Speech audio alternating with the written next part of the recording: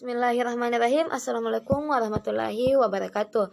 Perkenalkan, nama saya Marifatul Asbin dari Universitas Negeri Makassar, Fakultas Ilmu Pendidikan, jurusan Pendidikan Guru Sekolah Dasar angkatan 2017.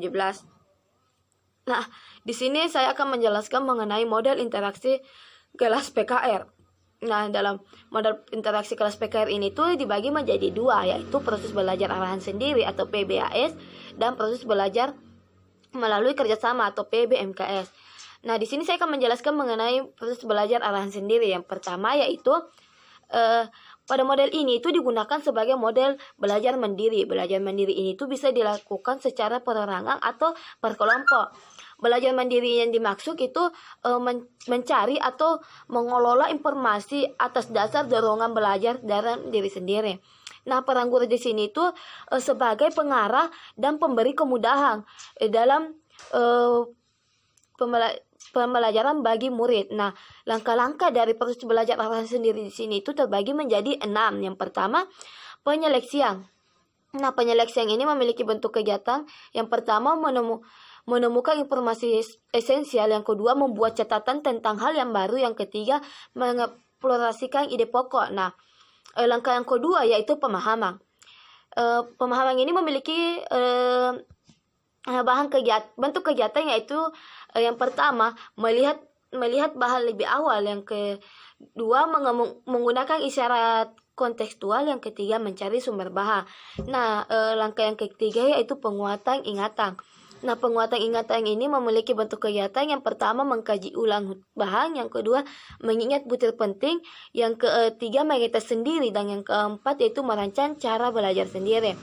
Nah, langkah yang keempat yaitu penjabaran lanjutan.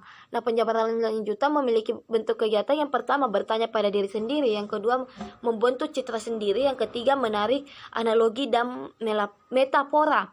Nah, langkah yang kelima yaitu pengintegrasian. Nah, pengintegrasian ini memiliki bentuk kegiatan. Yang pertama mengungkapkan sendiri, yang kedua membuat ilustrasi atau diagram, yang ketiga menggunakan banyak sumber, yang keempat mengaitkan dengan pengetahuan yang dimiliki, yang kelima yaitu menjawab permasalahan sendiri. Nah, langkah yang keenam yaitu pemantauan. Nah, yang pemantauan ini memiliki bentuk kegiatan. Yang pertama mengecek apa yang telah dikuasai, yang kedua menyadari kegiatan dan kelemahan diri sendiri. Nah, model yang kedua yaitu model belajar melalui kerjasama atau PBMKS. Nah, model melalui kerjasama ini tuh terbagi menjadi 9. Yang pertama, olah pikir sejoli atau OPS. Nah, pada dasarnya model ini membina kerjasama atau komunikasi sosial. Dalam penggunaan model ini, guru berperan sebagai moderator, pengatur, dan manajer atau pengelola kelas. Nah, yang kedua yaitu olah pikir berebut atau OPB. Pada model ini itu termasuk ke dalam proses mengemukakan pendapat yang dirancang dengan pertanyaan menyebar dan memiliki kemungkinan akan banyak jawaban-jawaban yang masuk. Nah, peran guru yaitu sebagai penanya, moderator, dan manajer kelas. Yang ketiga, konsultasi intrakelompok atau KIK. Nah, tujuan dari model ini adalah untuk mengembangkan kemampuan dan kebiasaan saling membagi ide dan membuat kesempatan bersama mengenai suatu hal. Nah, model ini tuh cocok digunakan kelas-kelas yang tinggi seperti kelas 4, kelas 5, dan kelas 6. Nah, yang keempat yaitu tutorial teman sebaya atau TTS. Nah, model ini tuh dirancang untuk mengembangkan sikap dan kebiasaan saling membantu antar teman sebaya. Nah, yang kelima, tutorial lintas kelas atau TLK. Model ini digunakan secara lintas kelas. Murid dari kelas yang lebih tinggi dan mempunyai kepandaian diberi tugas untuk membantu kelompok murid di bawahnya. Nah, misalnya murid dari kelas 6 membantu murid dari kelas 5 dan 4. Yang keenam yaitu diskusi meja bundar. Model ini tuh dirancang untuk mengembangkan keterampilan mengemukakan ide secara tertulis melalui situasi kerja kelompok. Yang ketujuh yaitu tugas diskusi resitasi atau TDR. Nah, tujuan dari model ini yaitu untuk mengembangkan keterampilan akademis yang digapai melalui kerjasama. dalam model ini itu guru berperan sebagai manajer kelas dan narasumber. Yang kedelapan, aktivitas tugas tertutup.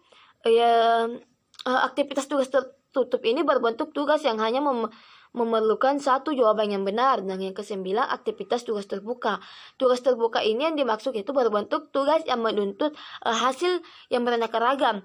Misalnya membuat karangan. Nah, tujuan dari aktivitas tugas tertutup dan aktivitas tugas terbuka ini yaitu untuk melatih keterampilan berpikir kognitif dan komunikasi secara tertulis. Nah, teman-teman, itulah hasil dari materi model interaksi kelas PKR. Nah, apabila ada kesalahan atau yang kurang dimengerti dari penjelasan saya, mohon dimaafkan. Wassalamualaikum warahmatullahi wabarakatuh.